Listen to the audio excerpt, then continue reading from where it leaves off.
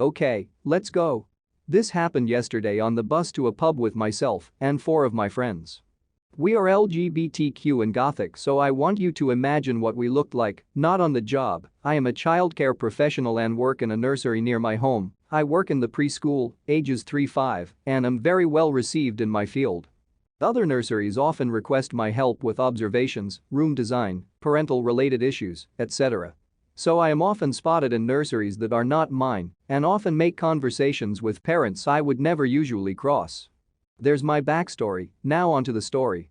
My friends and I are on our way to our local pub on the bus on a Saturday evening. We aren't incredibly loud, but it's an empty bus, and we're jolly. When a mother and young boy come onto the bus, I recognize her, although no idea where from. I try to keep my head down because I also don't want to interact with any work responsibilities. She hits down away from me, and I sigh thankfully. I go back to our conversation and forget about it. I want to stress we are 10 minutes from being in the clear. The mother stands up and walks towards us. I notice instantly and nudge my friends to quieten down. Hello, aren't you OP? From my nursery? Yeah, that's me. I'm sorry, I recognize you, but I can't place you. Which nursery do you go to? Other nearby nursery. Oh lovely, and he's in the preschool, right? Lovely place. Yeah it is, you look a bit different from work. I almost didn't recognize you, she said, and her face scrunched up, like, actually putting her nose in the air. Ahaha, yeah, well, I'm often in a uniform and no makeup, so this is what I usually look like, I guess. The group was silent, she was silent, I was silent. It was so awkward for like 2 minutes. My friend to my left cleared his throat and said, "Is there anything else?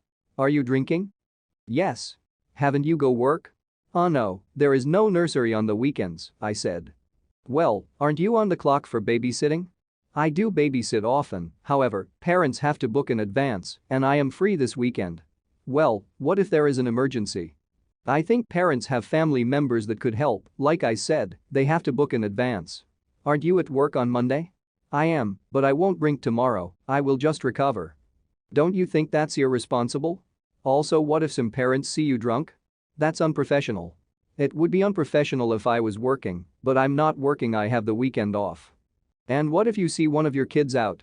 "They're not my responsibility outside of work, of course, I will always be delightful and kind, but they are not my responsibility." "But don't you think it's unprofessional?" My friends started laughing at this point, purely because she didn't seem to grasp the fact I wasn't working.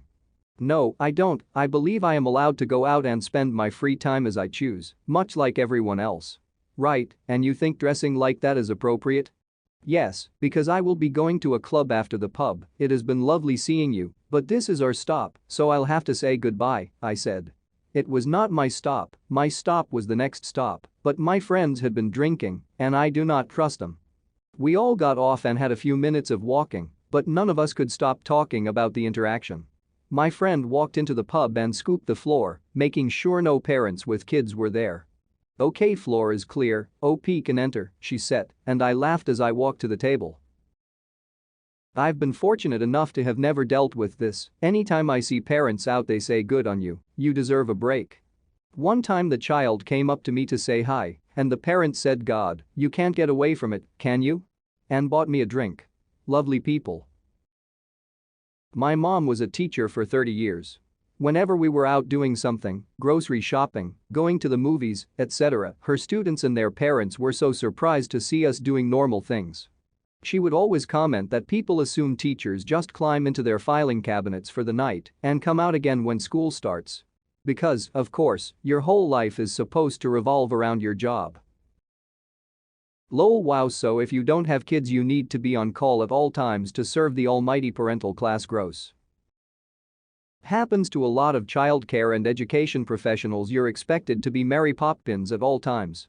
Some districts have even had it written into their contracts that teachers are not to be seen with even a glass of alcohol in social media pictures, for example. It's insane. Yes, teachers and care professionals care for children, but only in their professional lives. Anything outside of that, as long as it's not illegal or harmful to others, isn't anyone's business. That was way overstepping.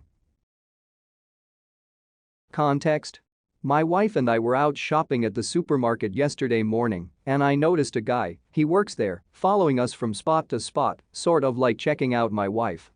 I wasn't sure, but he kept trying to start conversations with her by offering to get her products. I felt annoyed, plus the guy was roughly 21-22, so 10 years younger than me. Once we got our stuff and walked to the parking lot, I saw a note with a phone number on the windshield. I couldn't help but connect the dots as the following. This is my wife's car and she's a regular shopper, so the staff knows her and most likely know her car. I figured it was someone who knew my wife. My wife asked that I throw it away and get in the car, but I took the note, walked inside the supermarket, and started dialing the number. I wait a few seconds and the phone starts ringing. I look near the register and see my guy standing there with a puzzled look on his face looking at his phone. I immediately and loudly confront him about leaving a note with his phone number on my wife's windshield. He tries to act dumb, asking what I'm talking about. My wife comes inside and says we should go, but I refuse. At this point, customers and workers are just staring at us. I demand to see the manager while the guy keeps denying, saying he had no idea how his number got there. The manager comes in minutes later and I tell him everything.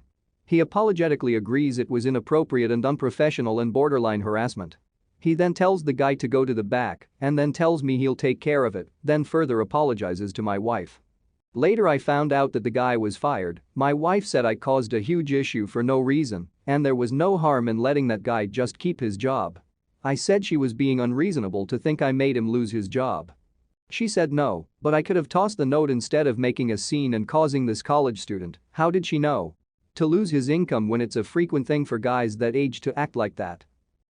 I don't know, because I feel guilty for escalating things to this degree. I feel pathetic, honestly, and like I acted out of insecurity and anger. Am I the idiot? Not the idiot. That was not borderline harassment, that was harassment, and that employee had what was coming. Also, I strongly suspect that this must have been the last straw for him to get fired. I'm sure since this guy is so unprofessional that the manager has been just waiting for an offense large enough to fire him. So don't blame yourself. I can appreciate that your wife didn't want to cause a scene, but I really think you did the right thing. You just made that store a safer place for other shoppers as well. Not the idiot. Guys that are like this in their 20s will grow up to be creeps like this in their 40s. I was in my mid-20s and had moved to a new state. I was offered a job at Dunkin' the day we applied for our new apartment. After about a month of being there, I noticed a note on the windshield of my car one day. I looked at it and tossed it. The next day I drove my truck to work instead. The same thing happened. I tossed a number again. I go home and tell my boyfriend what is going on. The next day when I go to leave for work, he hops in my car with me. He sat in my car waiting for the creep to do it again. Sure enough, he goes to put his number on my windshield and out pops my boyfriend from the car. He told the guy to stop harassing me. He actually tries to come into the store to apologize to me, but I wasn't hearing it. Good on you for saying something. He got what he deserved. Not the idiot. Your wife might not feel violated, but think about this. This time he followed a woman around the store and then left a note on her car. What if next time he follows a woman home? He absolutely needs to learn that he cannot behave that way. My dad was abusive toward my brother, sister, and me, all of us three, especially me after I was outed. We grew up terrified of him and the things he might find out about us, and we all at some point in our childhood suffered from severe mental illness that he did not help with, at one point telling me he wished I'd succeeded after I tried to KMS. He is horribly homophobic, so God blessed him with 3 queer children. He also organized for some very awful things to happen to us that I won't go into detail about here. We all moved out of the country to get away from him and made no effort to maintain any contact, although he does have my email address. Just recently, my dad emailed me, evidently, having finally figured out how that works. He said that, as he has just turned 70, he wants us to make plans to go and look after him in the next few years, as now it's apparently our turn, as if failing to parent your children is a privilege for them that they have to pay back. Another reason is it's not like any of you have children or are married anyway. He listed all 3 of our names, clearly not knowing that my brother died 5 years ago. He was invited to the funeral but didn't show up. He had a daughter, and I adopted that daughter with my wife. I replied with, "Go to hell." As if failing to parent your children is a privilege for them that they have to pay back.